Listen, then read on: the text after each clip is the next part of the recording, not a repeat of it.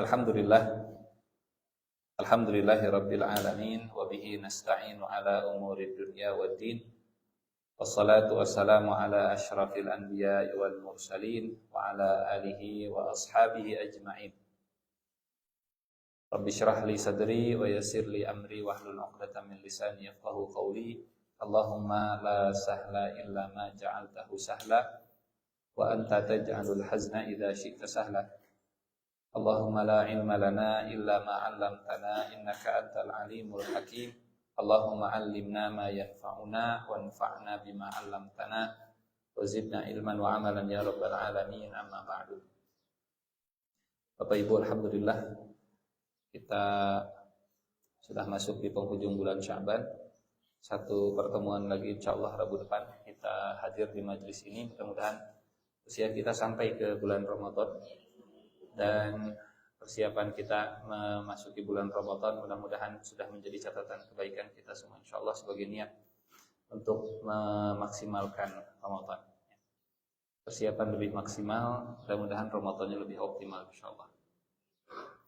Salawat juga salam selalu terlimpah untuk Nabi kita Muhammad sallallahu alaihi wasallam yang sudah mengabarkan kepada umatnya, kepada kita semua tentang apa saja yang akan terjadi di masa depan, di akhir zaman, di masa yang akan kita alami ini, yang sedang kita alami dan akan dialami oleh orang-orang setelah kita, dan bagaimana menyikapi dengan yang terbaik ya. Mudah-mudahan Allah memudahkan kita mengikuti semua panduan, pedoman, bimbingan, arahan dari Nabi Muhammad SAW dalam menghadapi masa-masa yang sudah dikabarkan oleh Nabi tentang kejadian-kejadian dan ciri-ciri hari kiamat. Pertemuan terakhir di bulan kemarin, kajian kita sampai ke salah kesaksian palsu ya. Syahadatuz zur, kesaksian palsu. Dan hadisnya betul ya, sudah sampai kesaksian palsu. Saya melihat reaksinya dulu. Betul sudah ya. Hadisnya sudah sampai tentang kesaksian palsu, di mana Rasulullah SAW mengaitkan kesaksian palsu ini dengan merebaknya perdagangan, gitu ya. Inna min asyratis sa'ah, di antara tanda-tanda hari kiamat kecil, an yafshuwal malu wa yakfur, harta semakin melimpah, wa tafshuwat tijarah, perdagangan semakin marak, wa yadharul jahlu, kebodohan ada di mana-mana, wa yabi'ur rajulul bai'a, ya, dan orang menjual dagangannya tapi harus minta izin kepada orang lain. Inna baina yaday sa'ah taslimul khassah, di antara tanda-tanda yang akan terjadi menjelang hari kiamat, menyapa hanya orang-orang khusus saja, wa fusyuwut tijarah, merebaknya perdagangan, hatta tu'inal mar'atu zawjaha 'ala tijarah, sampai seorang istri membantu suaminya dalam perdagangan, wa qat'il arham, dan memutus silaturahim, wa syahadatuz zur, kesaksian palsu. Rating, review, dan rekomen. Ya, itu yang kita bahas di pertemuan terakhir. Rating palsu, review palsu, dan rekomen palsu. Bukan tidak boleh menjadi affiliate, yang tidak boleh adalah kesaksian palsunya, gitu ya. Saksian palsunya yang tidak boleh. Ini kita sudah bahas. Kesaksian palsu tidak boleh, dan sebaliknya, menyembunyikan kesaksian yang benar juga tidak boleh. Lawannya. Jadi kalau Bapak Ibu pernah mendengar hadis, katakanlah kebenaran walaupun pahit. Pernah mendengar hadis seperti itu? Qulil haqqa walau kana murran. Sampaikanlah yang benar walaupun pahit. Jangan difahami salah. Pahitnya bukan pahit menurut yang mendengar, tapi pahit menurut yang menyampaikan. Jadi kadang memahami hadis sampaikan kebenaran walaupun pahit, nggak peduli orang mau suka atau tidak, yang penting saya sudah menyampaikan kebenaran. Hadis nabi juga kieu. Padahal hadisnya nggak begitu, memaknai hadisnya nggak begitu. Kita dagang, barang kita ada aibnya, barang kita ada cacatnya, kita menyampaikan kebenaran, walaupun pahit buat kita. Akhirnya dia nggak jadi beli. Akhirnya kita nggak dapat untung. Akhirnya macam-macam. Pahitnya itu bukan buat yang mendengar, tapi pahitnya buat yang berbicara. Kita mau menikahkan anak, kita tahu anak kita ini punya kekurangan. Kita sampaikan, Mas, kalau mau menikah dengan anak perempuan saya itu buta, tuli, bisu, lumpuh. Pahit memang menyampaikannya. Mending papahitan di awal daripada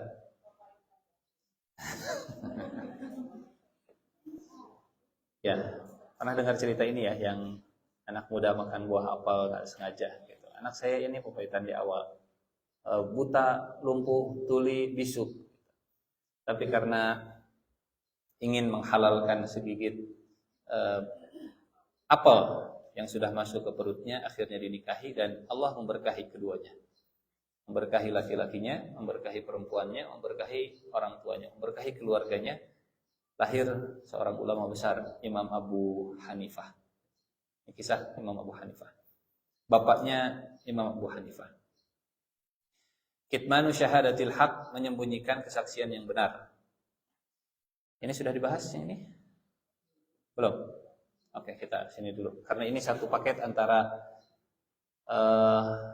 syahadatuz zur. Kalau kesaksian palsu merebak.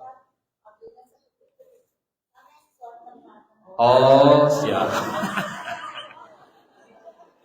Ya, enggak. Kitmanu.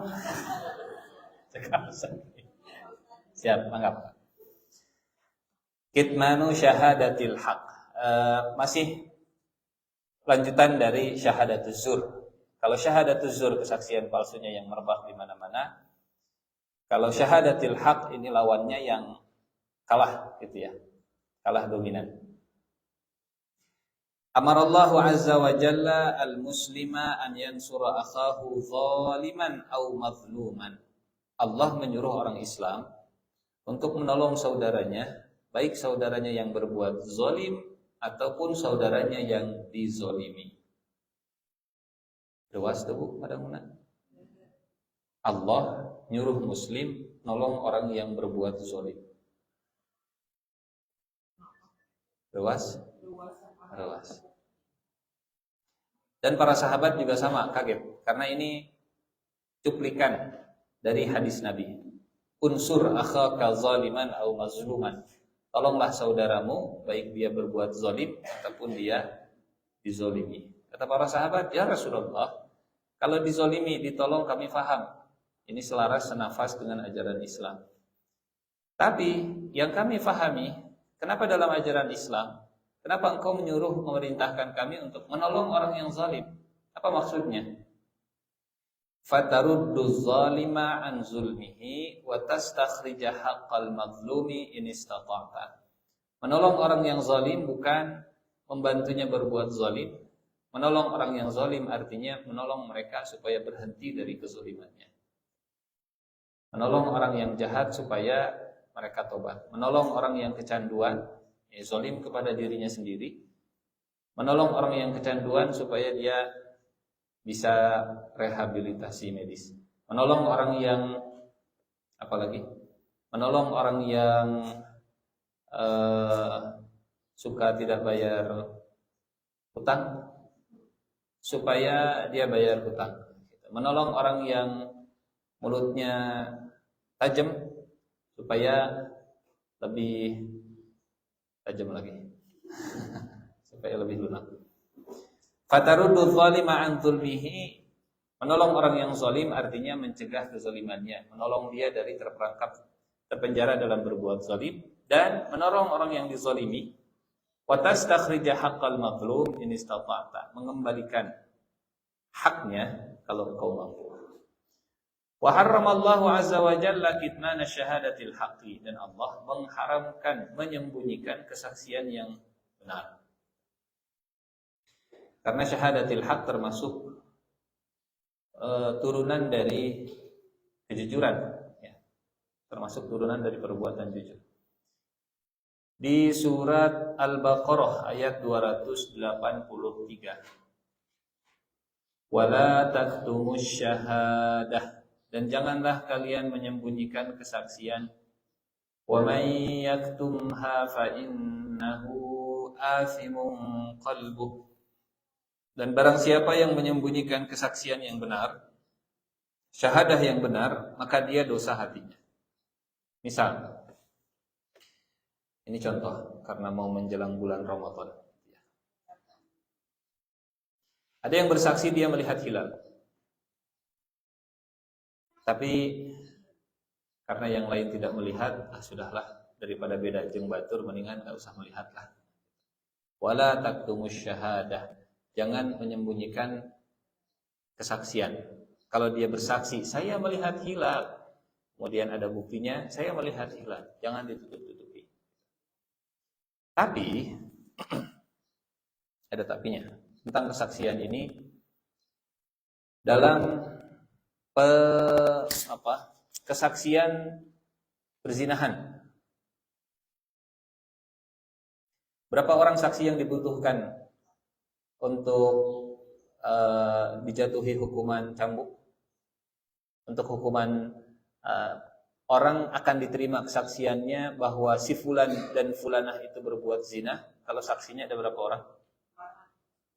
Ada 4 orang, betul? 4 orang saksi, maka kesaksian mereka akan diterima, dan orang yang berbuat zinahnya maka dia akan dikenakan hukuman. Tergantung kalau dia sudah menikah atau sebelum menikah, hukumannya berbeda. Tapi kalau yang menyaksikan cuma ada 2, 1 atau 3, kurang orangnya, maka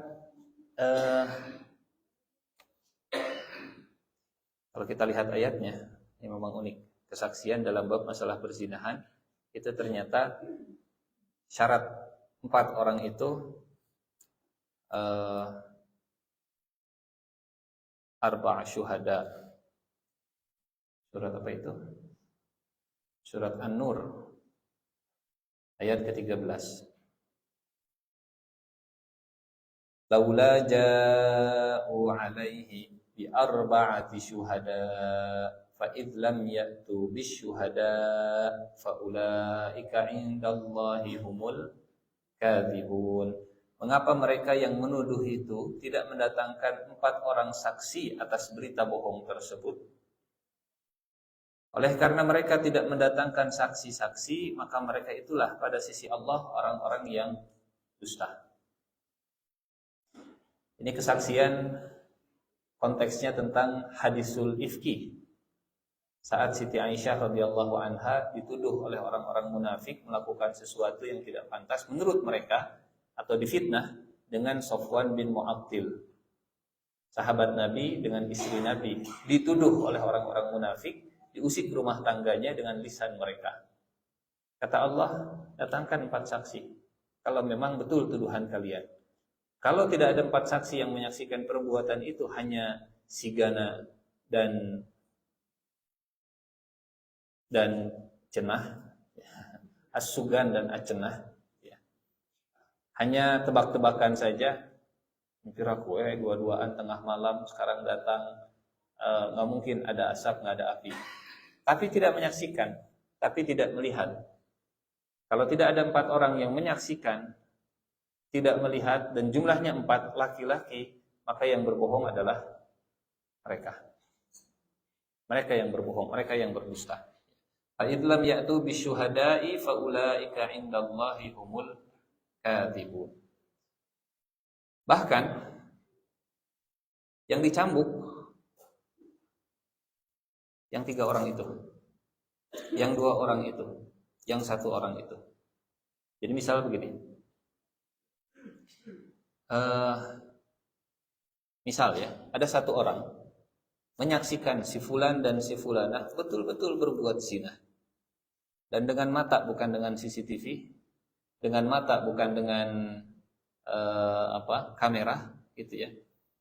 Dengan mata, bukan dengan bayang-bayang seperti yang sedang berhubungan gitu. Karena mungkin bayangan bisa berbeda persepsinya.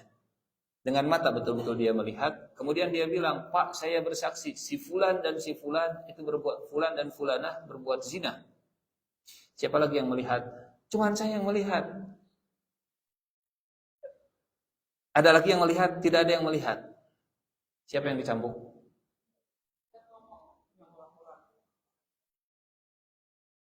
Dia. Karena supaya hukum itu jatuh ke yang berbuat zina, yang menyaksikan harus sampai 4 orang. Yang menyaksikan harus sampai 4 orang. Mungkin orang ini syahadahnya syahadatul haq. Betul? Dia bersyahadat dengan benar. Dia bersyahadat, dia tidak bohong, saya tidak bohong. Kalau konteks ayatnya memang mereka bohong, mereka dusta. Ini demi Allah saya tidak bohong, saya berani bersumpah, saya melihat dengan mata saya sendiri. Tuh, kok begitu direkam sekalian tuh. Saya melihat dengan mata kepala saya sendiri. Berapa orang lagi yang melihat? Cuman saya sendiri. Dia tidak dusta. Dia ada buktinya. Dia melihat dengan mata kepala sendiri. Tapi walaupun dia sudah syahadatul haq, tapi karena jumlahnya tidak 4, maka yang dicambuk bukan yang berbuat zinahnya. Yang dihukum bukan yang berbuat zinah, tapi ini. Dipukulnya bukan karena dia berbohong. Dipukulnya dia bukan karena berdusta. Dia sudah berani bersumpah, dia menyaksikan.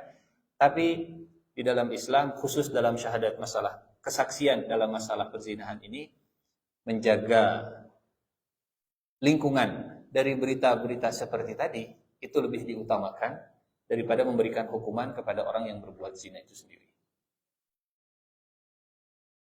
Saking ini ayatnya ada di surat An-Nur. Ya, surat An-Nur itu surat cahaya, supaya masyarakatnya bercahaya, supaya masyarakat tidak poeke, tidak gelap, supaya mungkin dia berbuat zina, tapi dia sembunyi-sembunyi. Dia berbuat zina, tapi dia sembunyi-sembunyi. Kalau 4 orang laki-laki sudah sampai menyaksikan orang berbuat zina, seolah hukum cambuk dan hukum rajam itu karena disaksikan oleh 4 orang. Seolah hukuman cambuk dan hukuman rajam itu karena dia sudah melakukannya di ruang terbuka, di ruang publiknya, bukan karena berbuat zina. Ini urusannya urusan dunia, bukan urusan akhiratnya. Urusan di akhirat itu nanti urusan Allah Subhanahu wa taala begitu. Urusan dunia, seseorang dicambuk dan dirajam itu kalau disaksikan oleh 4 orang laki-laki. Kalau yang menyaksikan cuma 1, sisanya ada 3 CCTV, enggak. Kalau yang menyaksikan 2, sisanya CCTV, enggak. Kalau 4 orang laki, kalau 8 mata sudah menyaksikan orang berbuat zina, berarti yang berbuat zina ini sudah tidak punya rasa malu. Dia melakukannya di ruang publik, maka pantas kemudian kalau dia mendapatkan hukuman di tempat publik juga. Betul? 4. Datangkan 4. Di awal surat An-Nur, ya, ayat keempatnya jelas. وَالَّذِينَ يَرْمُونَ الْمُحْصَنَاتِ ثُمَّ لَمْ يَأْتُوا بِأَرْبَعَةِ شُهَدَاءَ فَاجْلِدُوهُمْ 80 جَلْدَةً وَلَا تَقْبَلُوا لَهُمْ شَهَادَةً أَبَدًا وَأُولَئِكَ هُمُ الْفَاسِقُونَ. Dan orang yang menuduh wanita yang baik-baik berbuat zina. Syaratnya wanita baik-baik. Syaratnya wanita baik-baik 1. Dan mereka tidak mendatangkan 4 orang saksi. Ini kita konteks ayatnya dulu tentang kisah Siti Aisyah.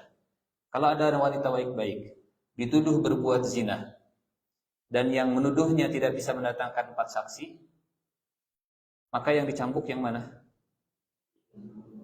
Yang menuduh, karena bukan tidak mendatangkan 4 orang saksi. Ini wanitanya baik-baik. Sekarang kalau case-nya terbalik. Yang bersaksi orang baik. Yang bersaksi orang baik. Yang dituduh, bukan dituduh, karena orang baik gak menuduh. yang dituntut, yang diadukan itu memang dikenal sebagai wanita nakal, gitu ya. Wanita nakal dengan laki-laki yang juga pergaulannya bebas. Demi Allah, saya melihat si fulan dan si fulanah. Walaupun yang menyaksikan satu, tapi di sini ada syaratnya muhsanat. Kalau muhsanat, dia bebas dari hukum cambuknya. Dia bebas dari hukum cambuknya, tapi dia tidak bebas dari hukum takzirnya. Ini pembahasan yang lain lah ya, bab fikih. Pokoknya mah itu bab syahadatul haq, bab tentang kesaksian yang asli. Dalam masalah kesaksian perzinahan, ini tidak cukup hanya saya bersaksi, tapi juga butuh jumlah. Butuh jumlah. Tidak cukup hanya sekedar, Ustaz, saya menyaksikan si ibu fulanah dengan bapak fulan teh berduaan di dalam mobil. Si ganama sudah melakukan sesuatu yang tidak. Si ganama dia sudah berzina gitu. Kalau hanya sekedar seperti itu, hukuman cambuknya, hukuman rajamnya tidak dijatuhkan. Tidak dijatuhkan karena harus ada 4. Tapi lepas dari hukuman cambuk, lepas dari hukuman rajam, bukan berarti lepas dari hukuman ta'zir.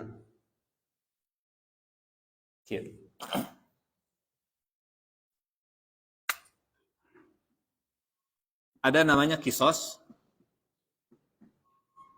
ada namanya hudud, ada namanya ta'zir. Hudud pakai hak. Kisos itu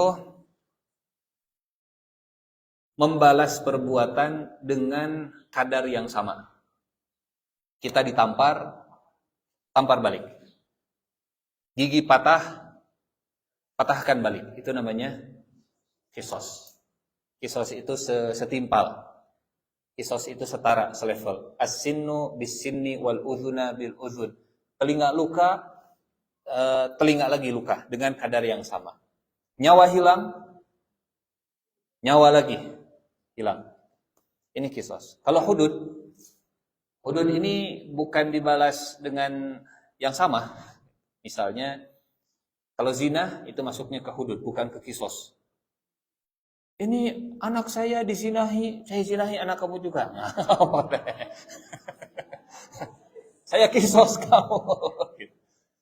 Kamu zina anak perempuan saya zinahi anak perempuan kamu. Nggak boleh.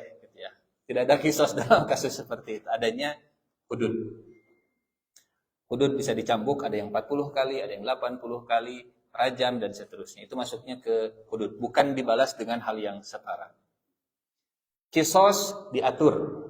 Hudud diatur. Takzir fleksibel. Penjara itu masuknya takzir. Denda itu masuknya takzir. Jadi semua yang tidak diatur di dalam Quran ataupun hadis masuk ke dalam hukuman takzir. Jadi selamat dari hukuman cambuk, selamat dari hukuman rajam, selamat dari hukuman hudud, bukan berarti bisa selamat dari hukuman takzir. Contoh, si A membunuh B,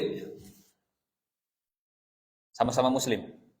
A membunuh B, karena nanti hukuman kisos juga akan beda antara muslim yang membunuh non-muslim. Misalnya orang Islam membunuh orang kafir, kemudian keluarga kafirnya nuntut, saya juga pengen dikisos ini, pengen kisos. Itu lain cerita. Keluarga pembunuhnya, dia bilang, sudah, saya tidak akan mengkisos, saya tidak akan menuntut yang membunuh anak saya itu harus dibunuh lagi, saya maafkan. Saya juga tidak minta diat, saya tidak minta uang tebusan. Saya maafkan. Dia lepas dari kisos, tapi belum tentu dia bisa lepas dari takzir. Takzir itu keleluasaan bagi pemimpin untuk memberikan hukuman. Dia lepas dari kisos, dia lepas dari hudud, tapi dia nggak mungkin bisa lepas dari takzir. Anda sudah dimaafkan oleh keluarga pembunuh, tapi Anda akan saya penjarakan. Itu namanya ta'zir. Jadi Anda memang lepas dari hukuman hudud karena saksinya cuma satu orang, tapi Anda tidak lepas dari hukuman ta'zir. Anda akan saya penjarakan karena kesaksian ini walaupun tidak bisa diterima, ini yang bersaksinya orang yang benar, Anda akan saya penjarakan. Itu namanya ta'zir. Bisa dipenjarakan walaupun tidak boleh dirajam, tidak boleh dicambuk. Ini jadi kali itu kadi tenanawan lah ya. Karena babnya tentang masalah kesaksian. Wala taktumus syahadah, dan janganlah kalian menyembunyikan kesaksian, terutama kesaksian yang benar. Wa may yaktumha fa innahu athimun qalbuh, dan barang siapa yang menyembunyikan kesaksian yang benar, maka hatinya dia berdosa. Fi akhir zaman ya'kulun nasu huquqa ba'dihimul ba'd. Di akhir zaman banyak orang yang memakan hak yang satu, ya, sebagian memakan sebagian hak yang lainnya.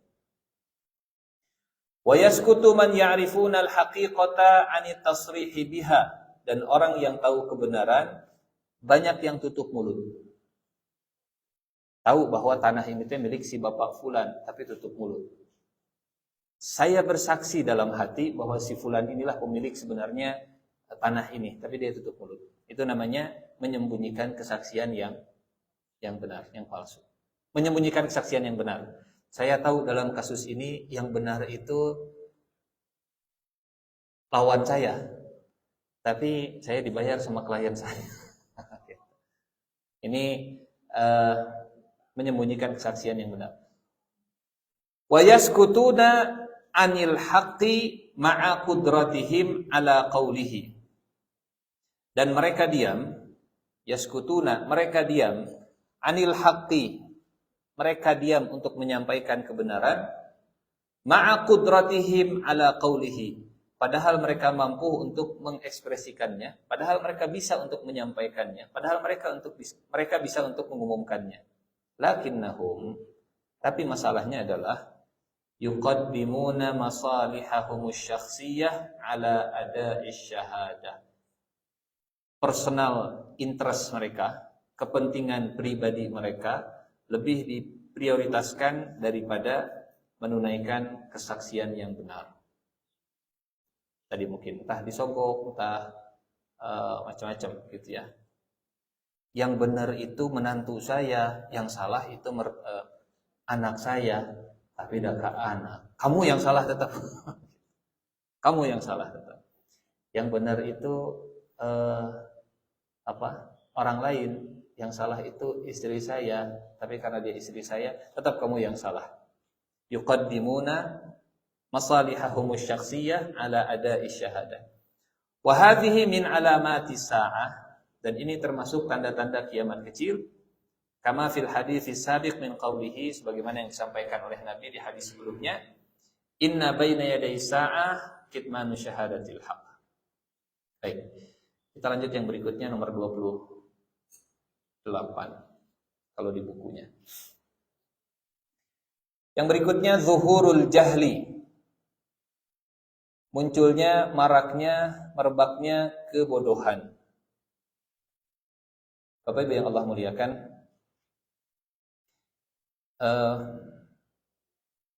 sebelum Islam, dalam Al-Quran disebutnya dengan jahiliyah.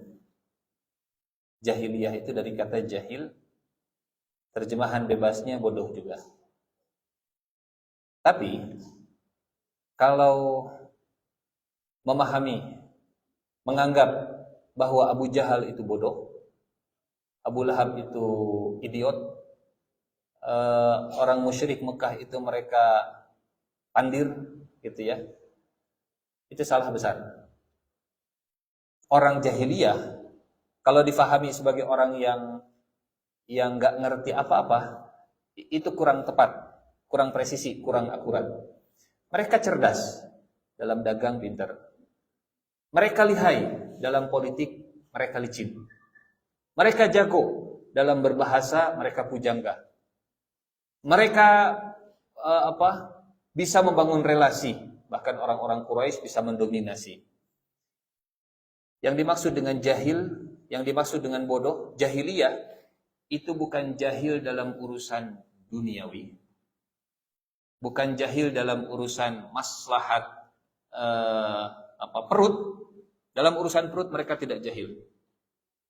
Dalam urusan makan mereka tidak jahil. Dalam urusan dunia mereka tidak jahil sama sekali. Yang disebut dengan jahiliyah di dalam Al-Quran dan yang dimaksud di poin ini tentang zuhurul jahli, itu bukan kejahilan dalam urusan dunia, tapi kejahilan dalam urusan akhirat. Setinggi-tingginya kemajuan teknologi di negara yang superpower, kalau poek gelap dengan akhirat, jahil.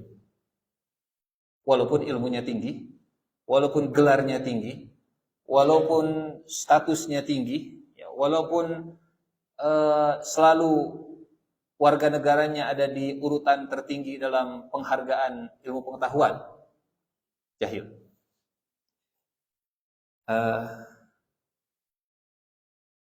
Ya'lamuna zahiran minal hayatid dunya wa hum 'anil akhirati hum ghafilun. Di surat Ar-Rum ayat ke-7. Ya'lamuna zahiran minal hayatid dunya wa hum 'anil akhirati hum ghafilun. Yang mereka tahu hanya yang lahir saja, yang penampakan saja, yang zahir saja dari kehidupan dunia. Teknologi mereka canggih, gitu ya. Politik mereka lihai, senjata, alutsista nomor 1. Tapi kalau anil akhiratihum ghafilun, itulah sejahil-jahilnya jahil. Sebenar-benarnya kejahilan kalau wahum anil akhirati ghafilun. Jadi kalau di Al-Quran Allah menyebutnya jahiliyah, padahal secara duniawi mereka maju, secara duniawi Persia dan Romawi itu berkuasa, ya, menguasai dunia. Sementara Nabi Muhammad SAW dan para sahabatnya minoritas, tertindas. Seluruh dunia disebutnya jahiliyah, jahiliyah, jahiliyah. Coba pakai kacamatanya Abu Jahal, pasti akan bingung, pasti akan kebalik. Ente yang tidak tahu urusan dunia. Kami lihat berhasil membangun Mekah, berhasil. Kami lihat Persia berhasil membangun peradaban. Kami lihat Romawi berhasil membangun ini. Ente yang jahil. Jadi jahil yang akan kita bahas ini di saat teknologi semakin modern, di saat gadget semakin mudah untuk diakses, di saat internet dan informasi di internet ada di mana-mana, di saat untuk urusan dunia begitu mudah untuk didapatkan, di saat yang sama ilmu tentang akhirat, wawasan keilmuan tentang akhirat banyak yang tidak mengetahui. Zuhurul jahli, nampaknya kejahilan. Amarallahu azza wa jalla nabiyahu sallallahu alaihi wasallam bita'allumil ilma. Allah memerintahkan nabinya untuk belajar ilmu, untuk menambah ilmu. Faqala lahu, Allah berfirman ke Nabi Muhammad sallallahu alaihi wasallam di surat Thaha ayat 114. Surat 20 ayat 114. Wa qul. Lihat ayatnya. Surat Thaha surat ke-20 ayat 114. Nabi diperintahkan oleh Allah untuk berdoa. Dan doanya adalah supaya Allah menambahnya ilmu. Fata'alallahul malikul haqq wa la ta'jal bil qur'ani min qabli an yuqda ilaika wahyuh wa qur rabbi zidni ilma. Maha tinggi Allah, Raja yang sebenarnya. Janganlah kamu tergesa-gesa membaca Al-Quran sebelum disempurnakan mewahyukannya kepadamu. Khawatir lupa, Jibril saat membacakan, mentalakikan, Rasulullah sudah mengulangi. Jadi Jibril saat membaca amma yatasaalun anin naba'il azim, belum selesai Jibril membacanya, Nabi sudah mengulanginya. Padahal yang terbaik, berangkat dari ayat ini, simak dulu baru silahkan ulangi. Simak dulu baru silahkan ulangi. Wa qur rabbi zidni ilma, dan katakanlah, bacalah, berdoalah, ucapkanlah, Rabbi zidni ilma. Nabi saja masih disuruh berdoa supaya Allah menambah ilmu. Setinggi-tingginya ilmu Nabi, seluas-luasnya ilmu Nabi, tapi masih disuruh kul, bacalah, Rabbi zidni ilma. Fasara sallallahu alaihi wasallam yata'allam wa yu'allimun nas. Dengan doa ini maka Rasulullah menjadi orang yang terus belajar dan terus mengajarkan manusia. Wa dhamma sallallahu alaihi wasallam al-jahla, dan Rasulullah mencela kejahilan, mencela kebodohan. Faqala, dalam satu hadis Rasulullah bersabda, innallaha yubghidu kulla ja'dhariyyin. Allah sangat murka dan benci kepada setiap ja'dhari. Ja'dhari itu al-ghalidhu fi tab'ihi. Orang yang keras wataknya, orang yang kasar tabiatnya. Bahasa Arabnya ja'dhari. Judes, jutek,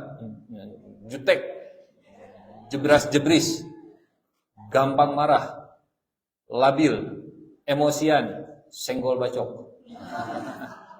Bahasa Arabnya ja'dhari. Bapak Ibu pernah mendengar bubur jali-jali? Juwawut, atau bahasa Arabnya mah talbinah. Pernah dengar talbinah? Talbinah itu bubur barli, tepung barli, gandum yang sudah sudah di blender jadi tepung. Ini kalau dimakan, ini saya bukan sales talbinah, tapi ini salah satu menu yang disarankan oleh Nabi, Tibun Nabawi lah. Dalam kitab Tibun Nabawi, pengobatan ala Nabi, Ibnul Qayyim Al-Jauziyah, beliau menyebut tentang talbinah ini. Talbinah itu kata Nabi, mujimmatun lil fuadi wa mudhibun li ba'dil ahzani. Menguatkan jantung dan menghilangkan sebagian kesedihan.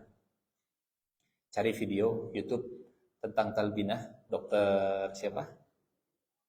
Zaidul Akbar misalnya, searching tentang talbinah, sangat cocok untuk yang gampang emosian, yang ja'dhari, yang senggol sedikit langsung naik gitu ya, atau yang sedang mencoba untuk healing, mood booster, atau yang punya masalah gastritis, masalah lambung, asam lambung gampang naik, atau yang punya masalah pencernaan, yang susah untuk buang air, buang hajatnya seminggu sekali, yang kurang lancar, dan seterusnya. Talbinah namanya. Bisa dicarilah begitu ya, karena saya bukan sedang jualan. Ini mah Siti Aisyah radhiyallahu anha, saat ada yang meninggal dunia, beliau perintahkan untuk membuat bubur talbinah, kemudian disuguhkan ke keluarga yang meninggal dunia, supaya hilang sedihnya dan tetap segar badannya. Ini bahasa kita mood booster gitu ya, mood booster. Dan dikaji, dibahas apa rahasia di balik talbinah. Salah satunya meningkatkan hormon serotonin, hormon kebahagiaan. Jadi anu katingali rada rudet ya. Yang sedang rudet, yang sedang pabaliut, yang sedang pusing, salah satu makanan resep ala Nabi untuk mood booster, untuk menurunkan sifat ja'dhari. Salah satunya bisa dengan tadi makan talbinah pagi hari dan sebelum tidur. Karena salah satu khasiatnya itu menenangkan emosi. hormonnya itu diperbanyak, hormon serotoninnya dengan talbinah tadi. Ini mah jadi nyambung ke talbinahnya. Innallaha yubghidu kulla ja'dhariyin. Allah membenci setiap yang keras wataknya, kasar tabiatnya, jawadzin. Allah juga membenci jawadz. Jawadz itu akul. Akul dari kata akala yakulu. Kalau yang makan, bahasa Arabnya akilun. Kalau yang rewong, bahasa Arabnya akulun. Satu, tabiatnya keras. Dua, rewong. Tarakah, segala dimakan. Jawab. Tiga, sakhabun fil aswaq. Ini Rasulullah menyandingkan satu dengan yang lain pasti ada rahasia. Salah satu ilmu tentang personality, kepribadian. Ja'dhari, jawab, sakhabun fil aswaq. Yarfa'u sautahu fil aswaq. Dia akan berisik dan teriak-teriak kalau lagi di pasar. Sikapnya keras, makannya ruwet. Kalau di ruang publik berisik, teriak-teriak. Dan teriaknya teriak yang tidak normal. Kalau manggil, silahkan kakak, boleh kakak di sini kakak, masih wajar begitu ya, masih biasa. Tapi kalau ya sakhab itu suara yang memekakan telinga secara bahasa. Kalau sekedar manggil, bu mangga kak dia mangga, silahkan ayo kakak, silahkan murah. Dan seterusnya. Silakan di CO. Yarfa'u sautahu fil aswaq. Yang berikutnya yang keempat, jifatin bil laili. Jifah itu artinya bangke. Bil lail di malam hari. Kebluk bahasa Sundanya. Otaknya keras, makannya banyak, suaranya berisik kalau lagi di ruang publik. Kalau malam nggak bangke. Jifah bangke. Himarun bin nahar, seperti keledai di siang hari, seperti bangke di malam hari. Alimun bi amri dunya, jahilun bi amril akhirah. Nah, ini yang kita garis bawahi. Dia alim dalam urusan dunia, menguasai semua tentang urusan perut, urusan masalah maslahat hidup dia tahu, tapi maslahat hidup setelah mati dia jahil sama sekali. Jadi saat Nabi mengaitkan antara alimun bi amri dunya, jahilun bi amril akhirah, ternyata awal hadisnya tentang ja'dhari. Jadi artinya mafhumul mukhalafahnya kalau difahami secara terbalik, mafhumul mukhalafah itu statementnya A, berarti dibalikin. Kalau kita balikan, dia alim, dia ngerti, dia faham, dia yakin dalam urusan akhirat, satu, tabiat dan wataknya akan lebih terkendali. Mungkin akan tetap keras, tapi kerasnya bisa dikendalikan. Seperti Umar bin Khattab keras. Umar bin Khattab itu menakutkan. Umar bin Khattab itu mengintimidasi penampilannya, tapi bisa dikendalikan, bisa diarahkan. Bisa diarahkan. Yang kedua, jawab. Umar itu tinggi besar. Saking tingginya, kalau pakai baju, ukuran bajunya itu harus 2 kali lipat bahan dari orang pada umumnya. Tapi Umar yang sama, kata para sahabat, kalau krisis di Madinah, ada krisis saat Umar menjadi khalifah, namanya krisis Abu Amur Ramadah. Saking lamanya hujan gak turun, sampai tanah itu kering, sampai warnanya jadi seperti areng, agak gelap. Kata para sahabat, kalau krisis tidak segera berakhir, maka orang pertama yang meninggal adalah Umar bin Khattab.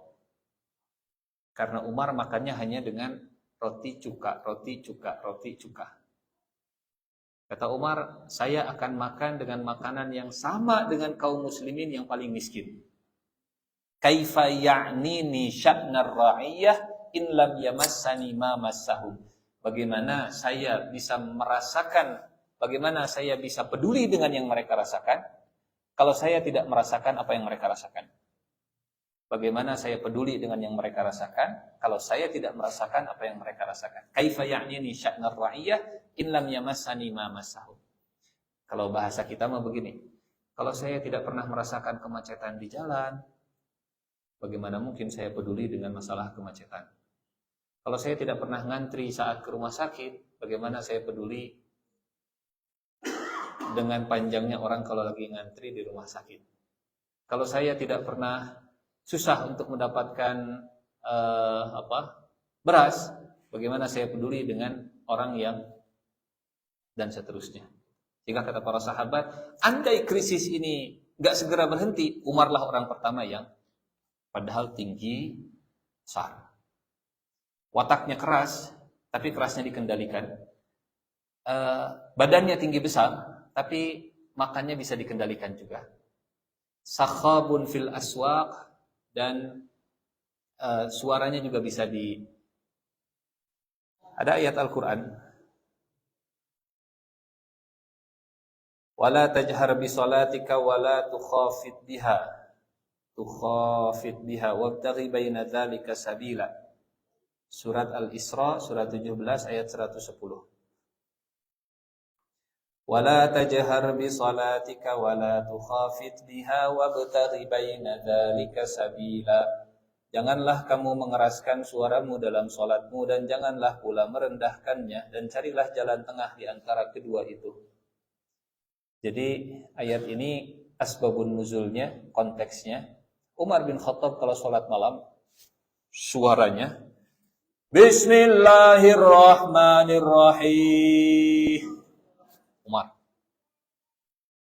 Alhamdulillahi rabbil alamin. Malam hari. Biar dengan ijtihadnya Umar, biar Al-Quran terdengar di seantero dunia, saya akan tinggikan suara saya. Biar kata-kata Allah itu sangat tinggi, kalimatullahi hiyal ulya, kalimat Allah yang lebih tinggi, maka saya akan tinggikan suara saya. Ijtihadnya Umar. Kalau bisa speakernya pol pisan begitu di masjid teh, dan corongnya di atap teh ke 8 penjuru, bahkan ke atas dan ke bawah, polkeun sadayana. Itu berarti gaya Umar. Sebaliknya ada gaya Abu Bakar. Allahu Akbar. Alhamdulillah. Wala tukhafid biha. Karena kalau ijtihadnya Abu Bakar supaya lebih khusyuk, supaya lebih syahdu, supaya lebih tenang. Hingga kata Allah, wabtaghi baina dzalika sabila. Yang pertengahan saja, yang sedang-sedang saja. Suara saya tadi pelan, Pak Ustaz, ada tarikan. Oh, tarik teuing. Wabtaghi baina dzalika sabila, tengah-tengah. Setelah turunnya ayat ini, Umar jadi lebih bisa mengendalikan pitch control, intonasinya, ada suaranya. Termasuk saat bicara dengan Nabi Muhammad SAW. Karena ada seorang sahabat yang dia baper. Kita pernah cerita, sahabat yang karena suaranya keras, akhirnya nggak pernah kelihatan lagi ke masjid. Saya pernah? Pernah ngan hilak deui abdi naoge. Di ayat kedua, surat 49, surat Al-Hujurat. Ya ayyuhalladzina amanu la tarfa'u aswatakum fawqa sawtin nabiyyi wa la tajharu lahu bil qawli kajahri ba'dikum li ba'din an tahbata a'malukum wa antum la tash'urun. Ayat Al-Quran, aturan agama itu sangat komprehensif, bahkan tinggi rendahnya suara saja diatur. Diatur. Kalau bicara dengan Nabi, jangan seperti bicara dengan sahabat yang lainnya, tong jojorokan. Oh, kemana? Biasa ulin ke gunung, biruwa, gas, ayo. Ke Nabi jangan begitu, kata Allah. Wala tajharu lahu bil qawli kajahri ba'dikum li ba'd. Dan jangan kamu bersuara keras sebagaimana kerasnya kamu dengan sebagian yang lain. Ada seorang sahabat namanya Thabit bin Qais. Enggak kelihatan di masjid setelah ayat ini turun. Sampai Rasulullah mengabsen, kebiasaan Rasulullah suka ngabsen gitu ya. Sigana mah kudu diabsen oge kon itu nya. Mana si fulan, bona teu sumping, iraha ka deui dan seterusnya. Nabi setiap sholat di absen. Sabit mana? Enggak tahu ya Rasulullah. Sholat zuhur. Sabit mana? Enggak tahu ya Rasulullah. Akhirnya sahabat datang ke rumahnya Sabit bin Qais karena berkali-kali sholat berjamaah enggak kelihatan di masjid. Ditanya, "Bit kemana wae?" Pak Sabit, Rasulullah nanya, "Kemarin kemana saja kok enggak kelihatan sholat berjamaah di masjid?" Karena mereka tahu Sabit ini sahabat Nabi, pejuang Badar, ya, termasuk yang berjihad di perang Badar, mustahil jadi munafik, gitu ya, mustahil munafik. Yang sudah hadir di perang Badar nggak ada yang jadi munafik. Kata Sabit, saya merasa percuma, kalaupun berjamaah, kalaupun sholat di masjid, saya merasa percuma, hangus amal saya semua. Kata para sahabat yang lain, kenapa kok merasa gitu? Kalian enggak tahu firman Allah, ayat ini dibacakan. Wala tajharu lahu bil qawli kajahri ba'dikum li ba'din an tahbata a'malukum wa antum la tash'urun. Supaya tidak hapus pahala amalanmu sedangkan kamu tidak menyadari. Saya suaranya tinggi, keras, bahkan saya suka seperti itu ke Nabi Muhammad SAW. Karena memang suaranya yang keras luar biasa, tinggi luar biasa, Sabit bin Qais sampai ke Nabi pun untuk bisa merendahkannya agak susah. Akhirnya para sahabat balik laporan ke Nabi, cerita alasan kenapa Sabit nggak pernah kelihatan lagi di masjid. Kata Nabi ke para sahabat yang baru pulang berkunjung ke rumah Sabit, saksikanlah oleh kalian, sungguh Sabit termasuk ahli surga. Dan Sabit bukan termasuk orang yang ada di ayat ini. Karena attitude-nya bukan attitude yang tidak berakhlak, beradab. Saya sedang berusaha ya Rasulullah untuk merendahkan suara, tapi kok nggak bisa? Gitu ya. Memang gaya dan nada bicara saya seperti ini ya Rasulullah. Saya akan berusaha, tapi mudah-mudahan Allah tidak menghapuskan pahala dan amalan yang sudah dilakukan selama ini. Ini tentang nada suara. Yang ke berapa? 4. Ja'fari, Jawwal, Sakhab, Jifah. Umar karakternya keras, makannya bisa dikendalikan, suaranya bisa direndahkan, tapi kalau malam hari luar biasa. Jifah itu artinya ngebangke. Kebluk, tidur semalam suntuk, jifatin bil lail. Umar yang kita kenal, bahkan di malam hari beliau setelah jadi khalifah belusukan keliling-keliling. Himarun bin nahar, alimun bi amri dunya wa jahilun bi amri akhirah. Wa akhbara anna min alamati sa'ah fusyul jahli. Dan Rasulullah juga memberi kabar bahwa di antara tanda-tanda hari kiamat adalah merebaknya kejahilan. Faqala, kata Nabi, inna baina yaday sa'ah la ayyaman yurfa'u fihal ilmu wa yunzalu fihal jahlu. Sebelum terjadinya hari kiamat, ada hari-hari di mana ilmu itu akan diangkat dan kejahilan itu akan diturunkan. Wa fi riwayah, di riwayat yang lain, ini masih mirip, yurfa'u fihal ilmu wa yafshu fihal jahl. Wa qala, di hadis yang lain Nabi menyampaikan, ya'ti 'alan nas zamanun, akan datang kepada manusia satu zaman. Ini punten. Penulisnya mengkategorikan hadis ini dalam ciri akhir zaman yang sudah terjadi. Betul, kita sedang membahas tanda-tanda kiamat yang sudah terjadi ya, versi penulis, versi Muhammad Al-Uraifi. Akan datang kepada manusia satu zaman la yudra fihi ma salatun, ma siyamun, ma sadaqatun. Hadis riwayat Tabrani. Akan datang satu zaman kepada manusia dan mereka tidak tahu salat itu apa sih? Berapa kali sih salat? Berapa rakaat? Rakaat itu apa? Terus salat itu kita ngapain aja? Akan datang satu zaman yang menurut versi penulis ini sudah terjadi. Nanti kita lihat di bawah. Ada dialog di medsos. Dulu namanya Twitter, sekarang X gitu ya. Menganggap orang yang sholat 5 waktu itu orang yang sangat religius. Rajin ya, religius sekali, sholatnya dijaga. Padahal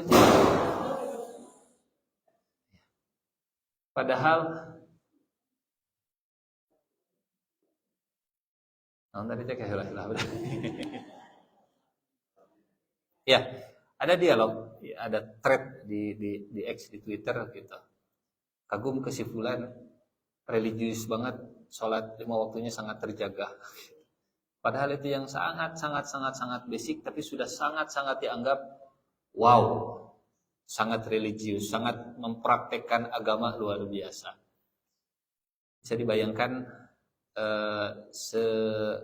sebanyak apa orang yang meninggalkan sholat fardu, sampai yang sholat fardu saja dianggap sangat religius sekali. Kalau menyebut, wow, si fulan ya gak pernah meninggalkan sholat rawatib. Wah, si fulan luar biasa ya, sholat duhanya sampai 12 rakaat setiap hari. Wow, luar biasa si fulan banyak sholat tahajud setiap malam 30 juz. Kalau wow ke yang seperti itu wajar, normal, biasa. Wow, luar biasa. Pak fulan mah sahur di bulan Ramadan, Masya Allah. Itu kan masyam. Akan datang satu zaman di mana manusia itu mereka tidak tahu. Entah tidak tahu apa itu sholat, entah tidak tahu apa keutamaan sholat, entah tidak tahu bagaimana cara melaksanakan sholat yang baik, entah tidak tahu bahwa sholat itu sangat penting. Ma sholat. Wa ma sodaqoh. Wah, si bapak etamanya luar biasa, rajin zakat nanti. Padahal itu kewajiban. Padahal itu kewajiban. Sedekah yang dimaksud itu bukan sedekah sunnah, tapi zakat. Salat, siam, zakat. Luar biasa, disiplin sekali bapak itu bayar zakatnya. Masya Allah, tabarakallah. Padahal itu mah kewajiban. Kewajiban siga. Luar biasanya bapak itu mah salat wae, zuhur salat, asar salat wae. Ada dialog sampai seperti itu, gitu. Sampai ya miris gitu ya membacanya, sangat miris. Wa qala baina yadi sa'ah, di hadis yang lain masih mirip, di baina yadi sa'ah, sebelum terjadinya hari kiamat, yadharul jahla. Wa man ta'ammala halan nasil yaum fi kathirin min buldanil muslimin wajada annahum ya'lamuna ma yata'allaqu bi ma'ashihim wa masalihihim. Dan siapapun yang mengamati kondisi manusia hari ini di mayoritas negeri-negeri umat Islam akan mendapati mereka itu sangat faham, sangat mengerti, sangat menguasai yang berkaitan dengan ma'isyahnya, penghidupannya, dan yang berkaitan dengan masalihnya, maslahat-maslahat kesehariannya. Urusan teknologi jago. Urusan masalah marketing, sales jago. Faya'rifu ahaduhum kaifa yata'amalu ma'al komputer. Maka ya, mereka sangat pandai berinteraksi dengan komputer, wal hatifil mahmul, dan handphone yang dibawa, wasayyarah, otomotif, wa ghairi dzalik. Nama pemain bola hafal. Lahirnya kapan? Hafal. Transfer dari sini ke sana hafal. Sebutkan nama sahabat. Hanya Abu Abu Umar gitu.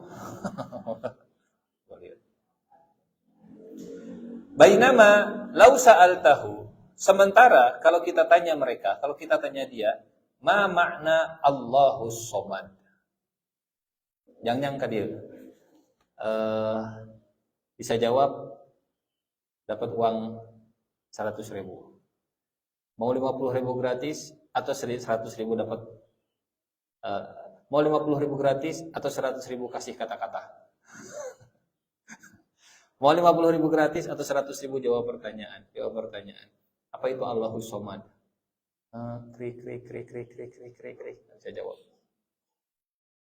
Ma makna ghasiqin idza waqab. Surat Al-Falaq. Qul a'udzu birabbil falaq min syarri ma khalaq wa min syarri ghasiqin idza waqab. Kalau ditanya mata tasjudu lisahwi qabla salam au ba'da salam. Kapan sujud sahwi itu dilakukan? Sebelum salam atau setelah salam? Sujud sahwi itu enggak. Silahkan tes. Atau jangan ngetes orang lain. Oh, bawa orang lagi. Jangan-jangan ya. Apa yang kita baca dalam sholat pun mungkin masih perlu difahami. La wajadta ra'sahu farighan, engkau akan menemukan kepalanya kosong dari itu semua. Tapi kalau ditanya siapa artis Korea yang mau konser di Indonesia? Oh, anu kieu teh tah.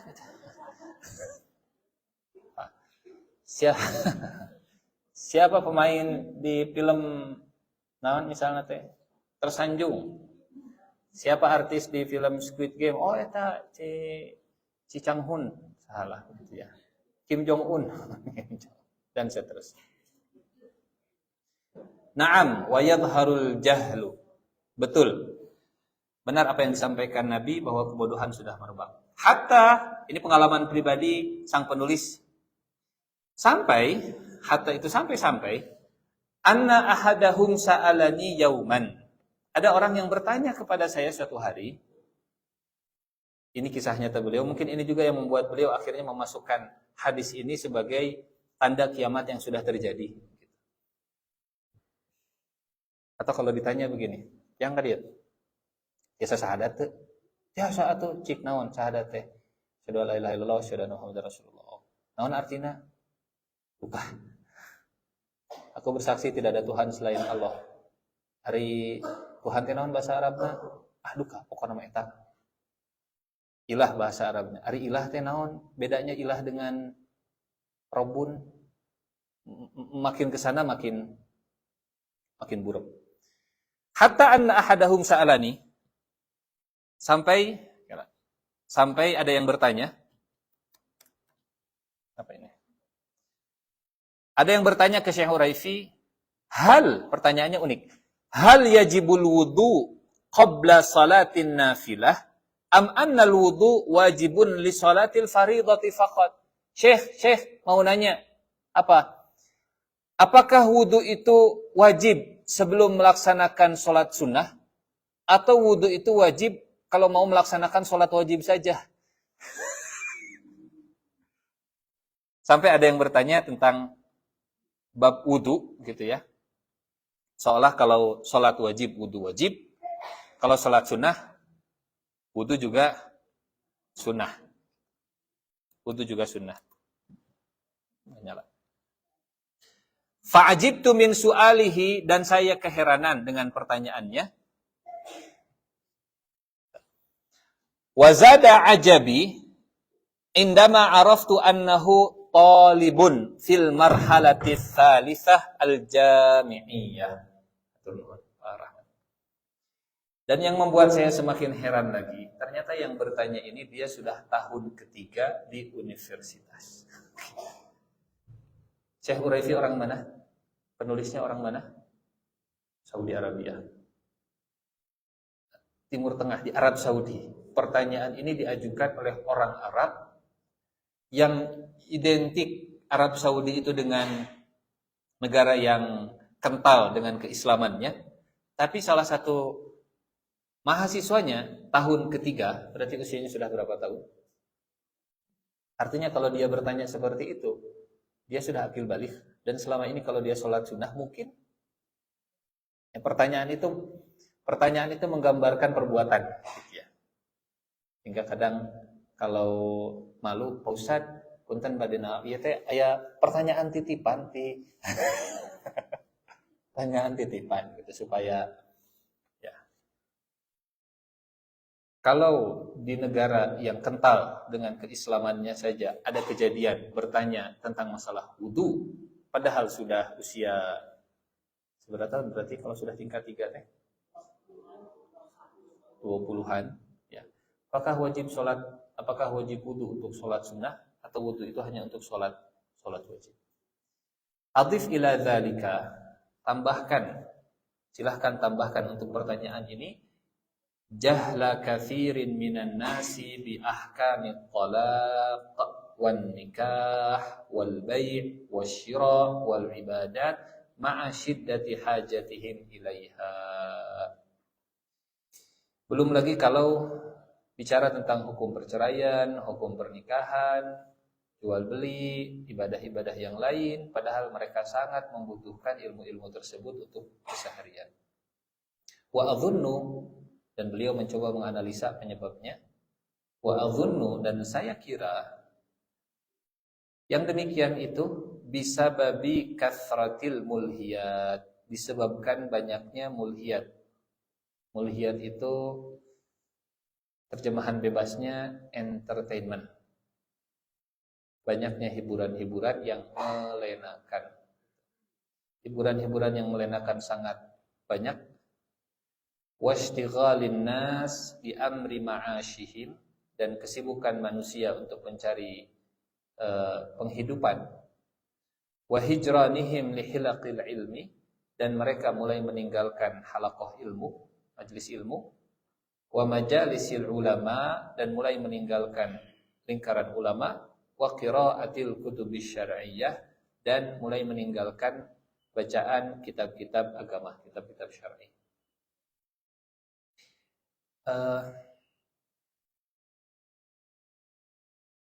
Pernah baca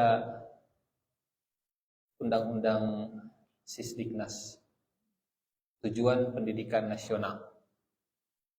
Tujuan pendidikan nasional, undang-undang Sisdiknas nomor 20 tahun 2003 kalau saya tidak salah, atau nomor 8 gitu. Cari di Google tujuan pendidikan nasional. Tujuannya ternyata nomor 1, mencetak kalimatnya itu yang beriman dan bertakwa. Betul ya? Beriman, bertakwa, kesananya kreatif, cerdas dan seterusnya lah. Sok mangga pang Google ke tujuan pendidikan nasional dari Undang-Undang Sisdiknas. Kalimat nomor 1-nya beriman dan bertakwa. Itu yang termaktub. Itu yang dikonsep. Katanya orang Indonesia memang jago dalam menyusun konsep, tapi kalau sudah aplikasi ya kemana itu kemana. Contohnya begini, punten. Kalau tujuan pendidikan nasional itu iman dan takwa, berapa jam pelajaran agama di sekolah kita atau di sekolah anak-anak kita yang di negeri lah misalnya begitu ya, yang di kuliah, dan seberapa progres dari mata pelajaran agama SD ke SMP, SMP ke SMA, SMA ke MDKU, KDU, MDKU, mata kuliah dasar umum agama di kampus. Wallahu a'lam bishawab. Ini pendapat pribadi saya yang terbatas begitu ya. Asal jauh panggang dari arang. Iman takwa tujuannya, tapi tools menuju ke sana tidak memadai untuk sampai menjadi iman dan takwa. Tujuannya bagus, undang-undangnya bagus, tapi saat menurunkan untuk jadi iman dan takwa, mungkin ini yang perlu disuarakan begitu ya, disuarakan. Ala kulli hal. Kita sedang cerita apa tadi? Zuhurul jahli. Kalau bicara teknologi pinter-pinter. Kalau bicara masalah gadget pinter-pinter. AI dan seterusnya pinter-pinter. Tapi jahil. Yang disebut dengan jahil bukan jahil dalam urusan dunia, tapi jahil dunia dan akhiratnya. Akhirat dan dunianya. Wallahul musta'an. Lanjut. 29, 30, 31. Disatukan dalam satu hadis, digabungkan dalam satu bab. Insyaallah ini yang terakhir untuk hari ini. Ciri berikutnya, kata Nabi, kata penulis, pertama, kathratus syuhi wal bukhli. Yang kedua, qati'atur rahimi. Yang ketiga, su'il jiwar. Kathratus syuhi wal bukhli, banyaknya orang yang terjangkit penyakit syuh wal bukhl, kopet, koret, merek hese, buntut kasiran, cap jahe. Dan kalau bukhl itu pelit, kalau syuh bukan sekedar pelit. Pelitnya man'an wahad. Saya enggak mau mengeluarkan milik saya, serahkan milikmu untuk saya. Itu namanya syuh. Kalau ditarik lebih luas, saya enggak mau pakai sumber daya alam di negeri saya. Saya akan mengambil dan menggunakan sumber daya alam di negeri orang lain saja. Di negeri saya memang banyak minyak buminya, cadangannya besar, tapi nggak akan mau saya pakai. Saya akan pakai yang ada di negeri orang saja. Itu namanya syuh. Itu namanya syuh. Wal bukhl. Bapak sanesna bapak teh gaduh artos gaduh. Sok atuh mulai bisnis daripada nganggo artos nyalira, mending nambut artos batul. Menggunakan uang orang lain untuk memodali bisnisnya, padahal dia sendiri punya uang untuk memulai bisnisnya. Itu namanya syuh. Syuh. Usah da lamun nganggo artos nyalira mah engke lamun teu laku kan hilang atuh uangnya. Tapi lamun nganggo artos batur mah lamun teu laku kan batur nu rugi. Dan seterusnya. Kathratus syuhi wal bukhli. Yang kedua, qati'atar rahim, memutus silaturahim. Yang ketiga, su'il jiwar, buruknya dalam bertetangga. Min alamatis sa'ah syuyu'i amradi nafsiyah taftiku bil mujtama'il islami min hasyuh. Di antara tanda kiamat merebaknya penyakit jiwa yang merusak masyarakat Islam. Di antaranya adalah penyakit bakhil, syuh. Fa'an Abi Hurairah radhiyallahu anhu qala min asyrati sa'ah an yadhhara syuh. Dari Abu Hurairah, Rasulullah bersabda, di antara tanda kiamat adalah merebaknya penyakit syuh. Wa an Anas radhiyallahu anhu anna Rasulullah sallallahu alaihi wasallam qala la yazdadul amru illa shiddatan wa la yazdadun nasu illa syuhan. Anas bin Malik menceritakan Rasulullah pernah bersabda bahwa menjelang hari kiamat urusan itu akan semakin berat dan manusia akan semakin bakhil, pelit, kopet, koret, dan hese. Perhatikan bagaimana Rasulullah menyandingkan antara dua hal, karena itu semua berkaitan. Urusan semakin berat, orang semakin nyambung. Baru mikiran batur atuh ya. Biasanya begitu ya. Ini padahal mungkin cadangannya masih cukup untuk 7 turunan. Tapi kalau melihat orang lain yang kesusahan dan kelaparan, ini saya sedang mengamankan kemakmuran keturunan yang ke-8 saya. La yazdadul amru illa syiddah. Semakin hari semakin berat dan orang akan semakin pelit. Wa qala, di hadis yang lain Rasulullah juga bersabda, yataqarabuz zaman wa yanqusul amal wa yulqasyuh wa yakfurul haraj. Hadis riwayat Bukhari dan Muslim.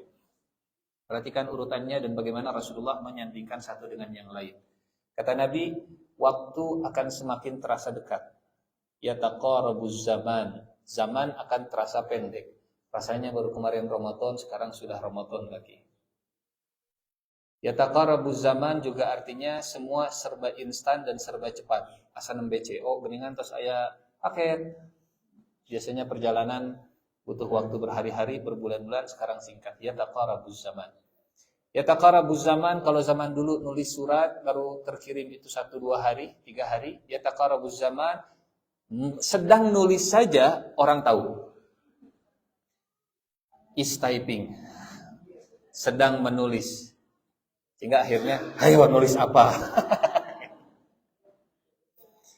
Waktu sangat singkat, bahkan waktu kirim, real time. Berita nyampe ke tempat yang lain semakin dekat. Dan apa efeknya? Kalau waktu semakin cepat, manusia akan terstimulasi semakin instan semuanya. Tidak lagi intan, tapi instan. Hoyongna nu tereh lah. Dulu kalau mau makan nguseup heula. Manjat dulu, berolahraga dulu, keringat dulu, masak dulu, hareudang heula begitu. Baru setelah itu makan sehingga energinya bisa tergantikan. Sekarang goleran datang. Ya taqarabuz zaman.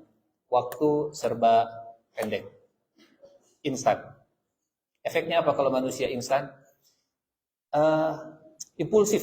Apa impulsif teh? Reaktif begitu ya. Kesabarannya berkurang.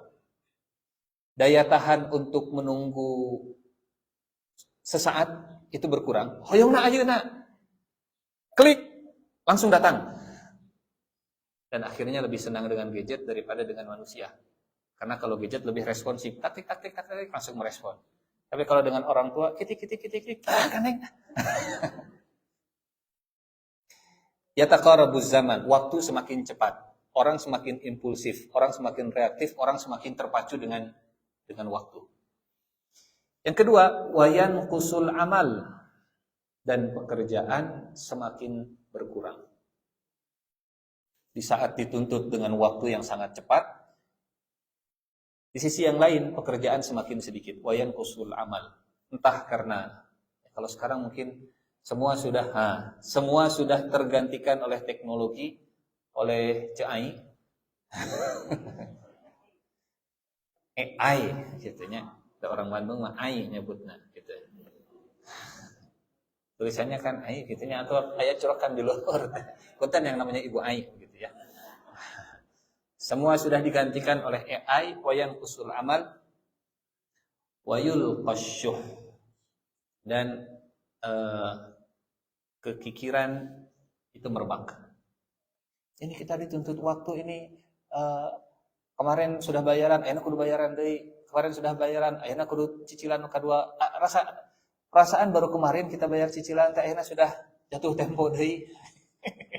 Ya taqarabuz zaman, kerjaan semakin sedikit, syuh jadi penyakit. Wa yakthurul haraj, dan akhirnya banyak pembunuhan. Tuntutan tinggi, stres berat, tekanan besar, pekerjaan sedikit, orang banyak yang egois gitu ya. Jiwa sosial semakin turun, sehingga untuk mendapatkan pemenuhan kebutuhan, untuk memenuhi kebutuhan, wa yakthurul haraj. Wasyuh, dan syuh itu bukhlun ma'ahirsin, sudah bakhil, rakus. Yang tadi kita sampaikan, man'an wahad. Saya nggak mau pakai punya saya pengennya pakai punya orang lain supaya yang punya saya nggak habis, nggak berkurang. Sudah bakhil, rakus. Bukhlun ma'ahirsin itu namanya syuh. Wa kullu ma yamna'un nafsa min badli malin au ma'rufin au ta'atin. Dan syuh itu semua yang menghalangi jiwa manusia untuk menyisihkan harta atau kebaikan atau ketaatan. Penulis ingin menyampaikan bahwa kalaupun tidak bisa menyisihkan harta, maka jangan sampai pelit juga dalam masalah ekspresi dan jiwa. Ada orang yang bukan cuma pelit harta, tapi pelit juga senyumnya. Pelit juga cintanya. Pelit juga kata-kata manisnya. Kalaupun tidak mau memberikan ke orang lain, minimal kata-katanya tetap manis. Bu, punten, manawi tiasa namun, aduh. Insya Allahnya, kami ayah langkung nama, insya Allah, apun, pisan ayah nama apunten pisan, mudah-mudahan sing digampilkan urusannya punya, mudah-mudahan sing dilapangkan, mudah-mudahan sing kenging pada melar. Kalaupun tidak bisa menyisihkan harta, maka minimal berbuat baik dalam kata-kata. Lihat surat Al-Baqarah yang berkaitan dengan kalimat tadi.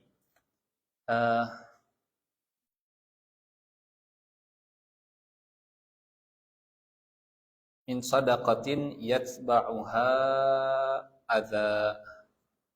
Surat Al-Baqarah ayat 263. Qaulun ma'rufun wa maghfiratun khairum min sadaqatin yatba'uha adza. Wallahu ghaniyyun halim. Perkataan yang baik dan pemberian maaf ya, lebih baik dari sedekah. Sedekah itu termasuk sedekah yang full atau sedekah yang setengah. Karena meminjamkan itu termasuk sedekah setengah sedekah. Perkataan yang baik dan pemberian maaf lebih baik dari sedekah yang diiringi dengan sesuatu yang menyakitkan perasaan si penerima. Jadi kalaupun tidak bisa menyisihkan harta, minimal jangan bakhil dengan kata, minimal jangan bakhil dengan ekspresi muka, minimal jangan bakhil dengan kehangatan kepada saudara. Bu, Mama Nawian ya matiasa namut heula 100 triliun. Masya Allah, Bu, aduh, salares nama hoyo ngabantosan. Doana we nya mudah-mudahan aya rezeki, mudah-mudahan ibu ge dilancarkeun, sing lancar, sing barokah, sing sarehat putra-putri. Hapunten abi teh saya ngabantos. Punten pisannya. Itu lebih baik daripada 100 triliun. Iraha malikeunana. Yatba'uha adza. Tah atuh 100 triliun tah. 10.000 tah. Min sadaqatin yatba'uha. Ini makna wa kullu ma yamna'un nafsa min badli malin au ma'rufin au ta'ah. Papa minta uang lah. Nanti ya. Pak, aku kan lapar pengen jajan sekarang. Teman-teman yang lain pada jajan, kok aku nggak jajan? Iya, nanti ya. Kalau sudah makan siang, kalau sudah makan nasi, nanti ya. Daripada ini kalau tidak bisa memberi harta, maka jangan sampai pelit dalam rasa, dalam muka, dalam kehangatan kepada saudara atau ke anak kita. Min badli malin au ma'rufin au ta'ah. Bahkan di antara tanda orang yang mendustakan agama dalam Al-Qur'an, orang yang dengan kata pun dia bakhil.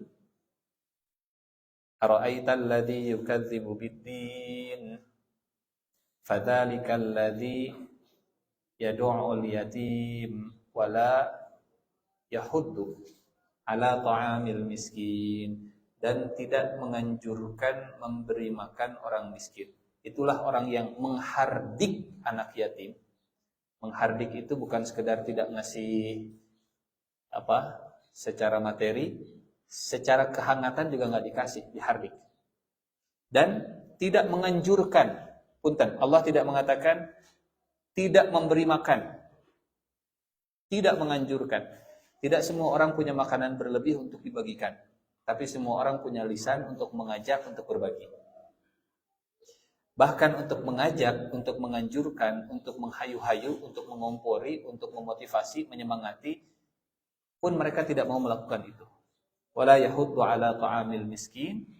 Fawailul lil musallin alladzina hum an salatihim sahun wa yamna'unal ma'un, dan enggan menolong dengan barang-barang yang berguna. Bu, nambut centong lah sakedap alim ini centong wae manis teu bisa meuli di dinya teh meuliang. Wa yamna'unal ma'un.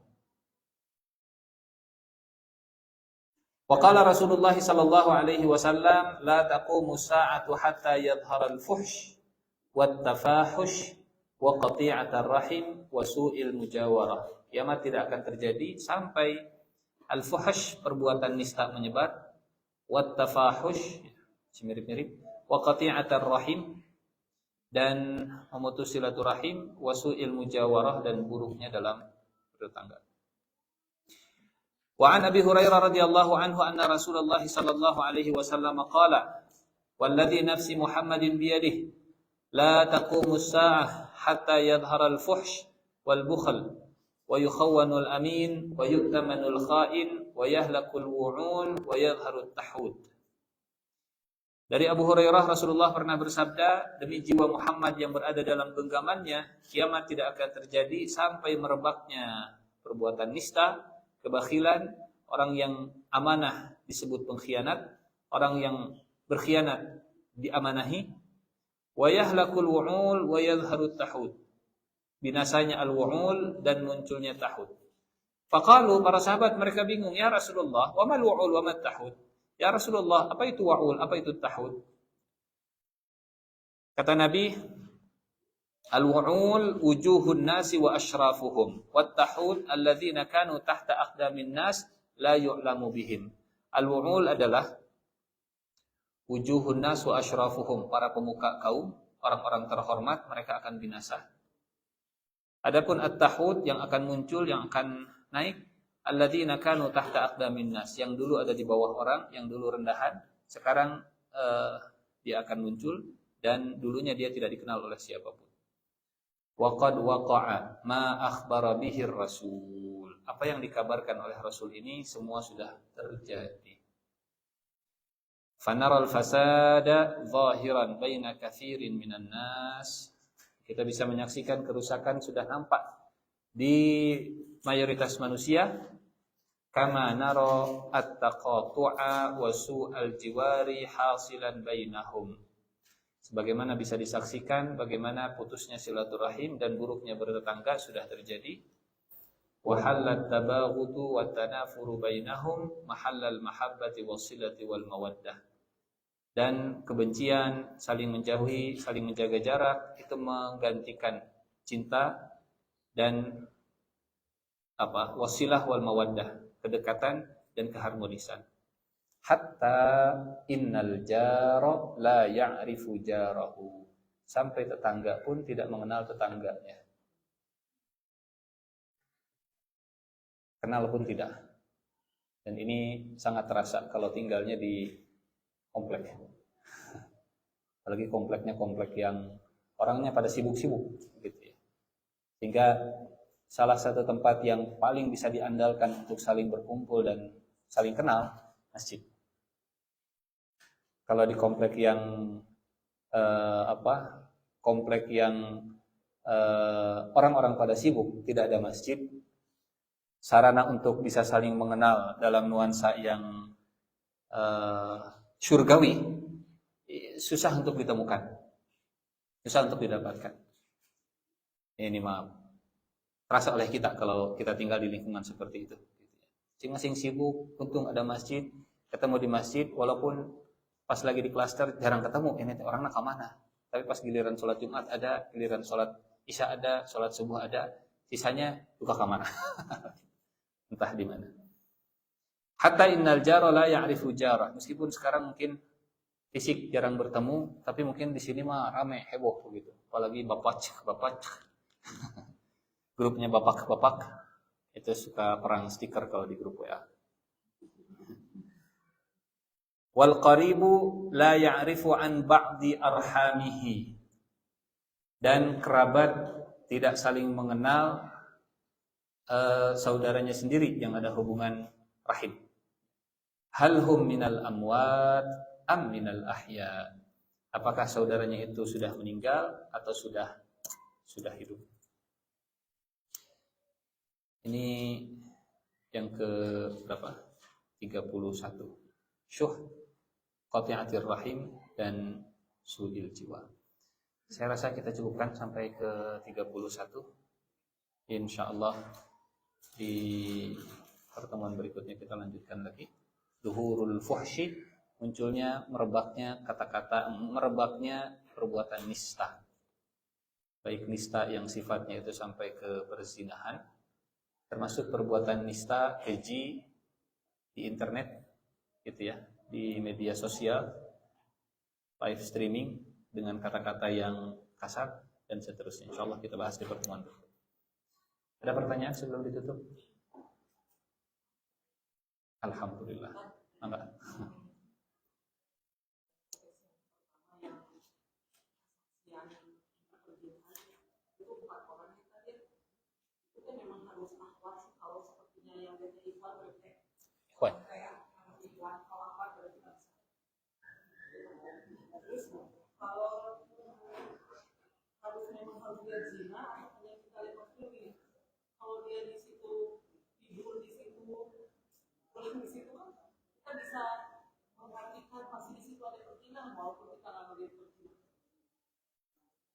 Baik.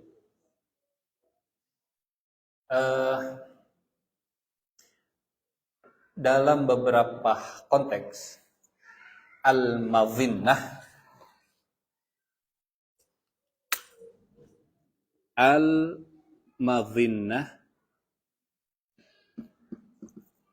al-madhinnatu tunazzalu manzilatal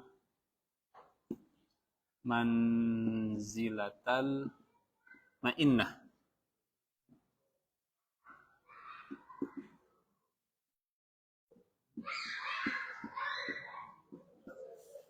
Al-madhinnah tunazzalu manzilatal ma'innah. Maksudnya, kadang al-madhinnah itu prasangka. Tunazzalu itu ditempatkan. Manzilah itu posisi, ma'innah itu kepastian. Kadang prasangka bisa diposisikan sebagai posisi yang pasti. Misal begini, saya nggak terlalu yakin ini matahari sudah tenggelam atau belum, tapi kelihatan di ujung barat sana sudah ada warna merah saga, siganama tos maghrib. Prasangka seperti ini bisa diposisikan, oh iya maghrib sudah masuk waktunya. Al-madhinnah, prasangka, tunazzalu manzilatal ma'innah. Prasangka itu bisa dihukumi sebagai kepastian dalam beberapa kasus. Contoh, kalau suami istri sudah menikah dan sudah masuk ke dalam kamar, lampu dimatikan dan sudah lewat 1 malam, maka sudah bisa, walaupun tidak nonton, walaupun hanya prasangka, jika nama atos, jika nama sudah terjadi malam itu ya.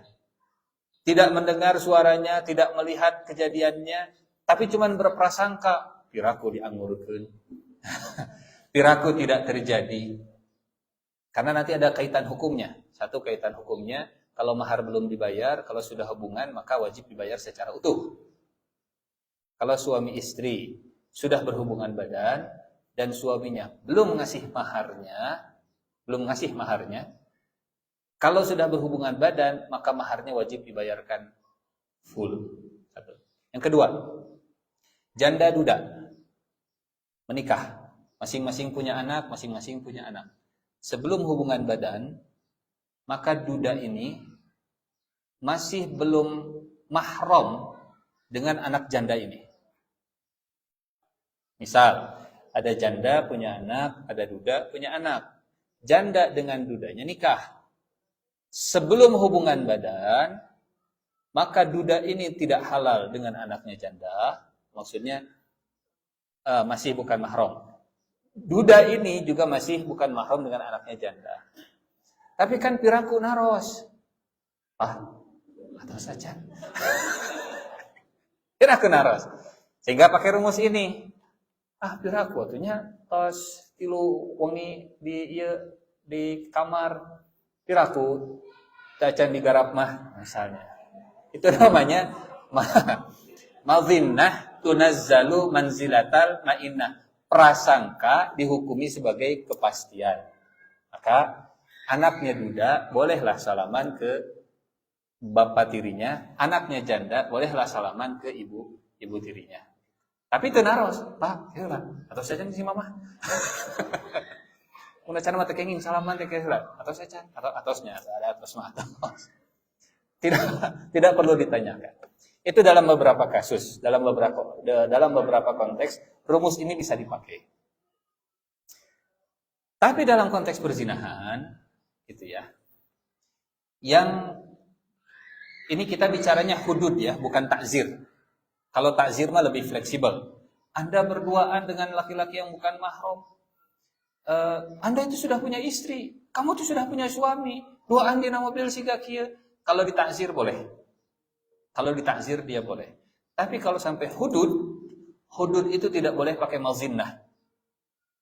Hudud itu tidak boleh piraku itu kejadian Pak Ustaz da hayang bolak-balik tiap malam teh ka dieu. Kalau ditakzir silahkan. Mau di penjara, mau di ini silahkan ditakzir. Tapi kalau sampai dicambuk 80 kali, dirajam karena dia sudah menikah, itu tidak boleh pakai mazinnah. Gitu ya. Jadi kita mau pakai yang hudud atau yang takzir. Kalau yang takzir itu bahkan misalnya yang pacaran berlebihan sampai ya pacaran berlebihan. Misalnya sampai duduanan, sampai peluk-pelukan, ditakzir pun itu bisa. Ditakzir. Tapi kalau hudud itu enggak. Gitu ya. Tidak boleh hudud hanya karena prasangka. Bahkan kalau ada syubhat, mustahil kejadian, maka yang dikedepankan itu syubhatnya. Salah dalam memaafkan hudud lebih baik daripada salah dalam menegakkan hudud. Maksudnya begini, benar eta teh kejadian, tapi karena nggak cukup saksinya, sudahlah kita maafkan dari hudud. Itu lebih baik daripada siapa saksinya? Ada si fulan. Sudahlah, sudah ada 2 saksi, teu naon teu opat oke, rajam. Itu bahaya. Salah dalam memaafkan orang sehingga tidak kena hudud lebih baik daripada salah menegakkan hudud ke orang padahal saksinya tidak cukup. Ini kalau kita bicara tentang hudud. Tapi kalau bicara tentang takzir itu bebas. Bukan bebas, maksudnya lebih fleksibel begitu ya. Lebih fleksibel. Sehingga kalaupun ada perselingkuhan atau ada bukti CCTV si fulan dengan si fulanah itu masuk ke dalam kamar, walaupun tidak ada yang melihat apa yang terjadi di dalam kamar, CCTV itu bisa cukup untuk mentakzir, bukan hudud. Bukan hudud. Supaya clear batasan antara kisos, hudud dan takzir. Wallahu a'lam bishawab. Laki-laki. Karena ya Allah lebih tahu. Mungkin kalau akhwat melihat seperti itu,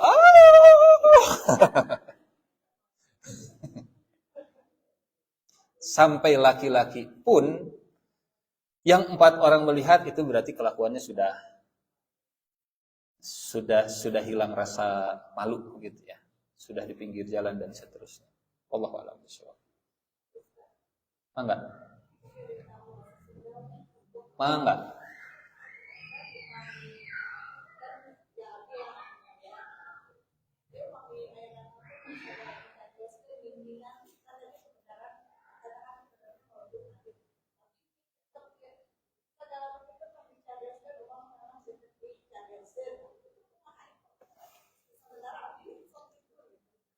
Baik. Kalau ingin menyalurkan 20.000 kata dalam satu harinya, karena sepertinya wallahu alam, tidinya awalnya sebenarnya ingin berbicara begitu, ingin mengeluarkan kata-kata. Salah satu alternatifnya adalah dengan membaca Al-Quran lebih banyak lagi. Gitu. Ini satu. Yang kedua,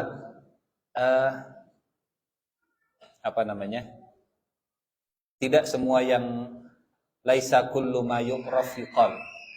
Tidak semua yang diketahui harus disampaikan.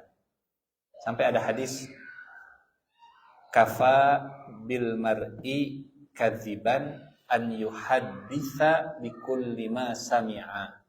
Cukuplah seseorang itu disebut dia berbohong kalau dia menyampaikan semua yang dia dengar. Maksudnya begini, kalau dalam medsos dapat info langsung forward. Kata Nabi, cukuplah itu dikatakan sebagai perbuatan dusta. Paling minimal. Kenapa? Kalau ingin sharing-sharing, pastikan saring-saring. Kafa bil mar'i kadziban an yuhadditsa bikulli ma sami'a.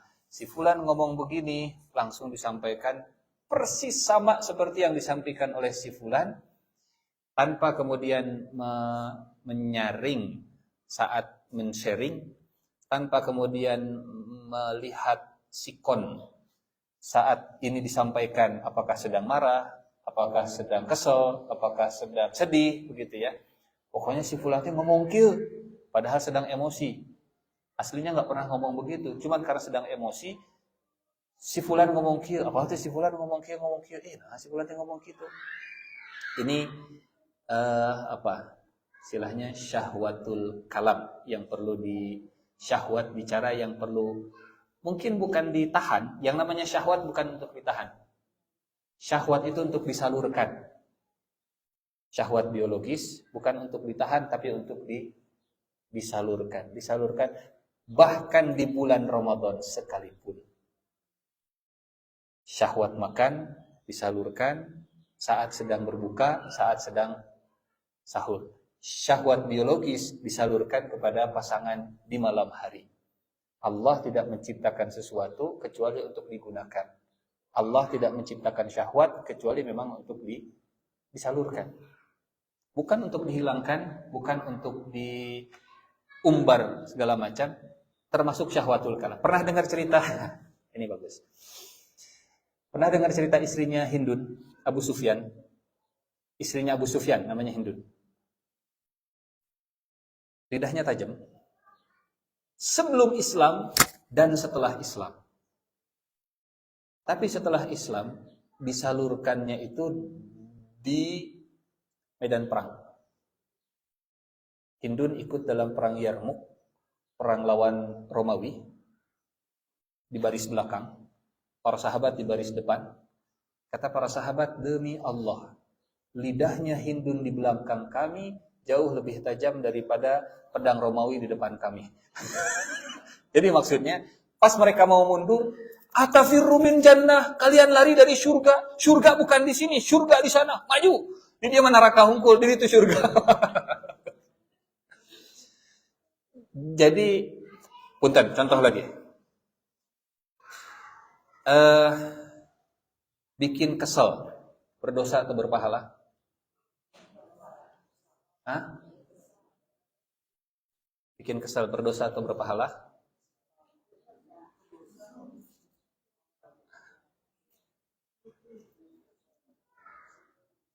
Bikin kesal, berdosa atau berpahala?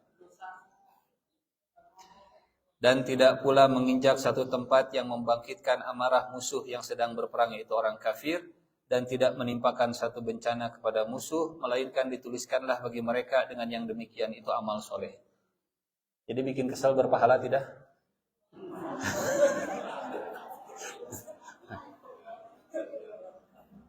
Hah? Nah, disalurkan itu maksudnya, begitu. Disalurkan. Jadi kita senang bercerita, salurkan. Cerita, salurkan. Kita senang bikin kesel, salurkan. Jung kali itu ke Gaza. Disalurkan. Punten pisan.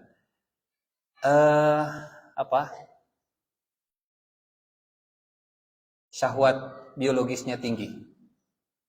Kalau disalurkan, pahala sedekah buat istri. Betul? Kan sahabat nanya, ya Rasulullah, orang kaya mereka sedekah, sementara kita nggak punya untuk disedekahkan. Kata Nabi, tasbih itu sedekah, tahmid itu sedekah, tahlil itu sedekah. Bahkan dalam kemaluan kalian pun ada sedekah. Oh, ya Rasulullah. Asli ya Rasulullah, kata Nabi, Kalau disalurkan di jalan yang haram, dia dosa. Kalau disalurkan di jalan yang halal, jadi sedekah. Gaskeun. Ini tentang menyalurkan, gitu ya. Membunuh, pahala atau dosa? Kalau disalurkan tepat, sama seperti ini. Dan menimpakan satu bencana kepada musuh.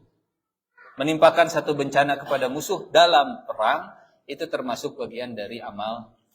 Bikin kesel musuh dalam perang, itu termasuk amal soleh. Jadi tinggal mencari penyalurannya saja, bukan untuk dihilangkan, gitu ya. Ini potensi. Nabi tidak menghilangkan sikap kerasnya Umar bin Khattab. Umar tetap keras sebelum dan setelah Islam. Tapi Nabi mengarahkan Umar setelah Islam, kerasnya begini sekarang. Nabi juga tidak menghilangkan kelembutannya Abu Bakar. Sebelum dan setelahnya tetap sama. Tapi Nabi mengarahkan. Potensinya Khalid sebelum dan setelah Islam tetap sama. Cuman kalau sebelumnya Khalid begini, setelah masuk Islam Khalid tetap jadi panglima. Tapi sekarang diarahkannya ke arah yang berbeda.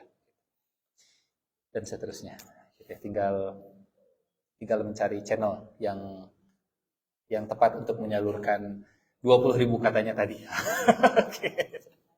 Allah a'lam bishawab. Cukup? Baik, kita tutup dengan doa kifaratul majlis. Subhanakallahumma wa bihamdika asyhadu an la ilaha illa anta astaghfiruka wa atubu ilaik. Subhanakallahumma wa bihamdika. Terima kasih. Assalamualaikum warahmatullahi wabarakatuh.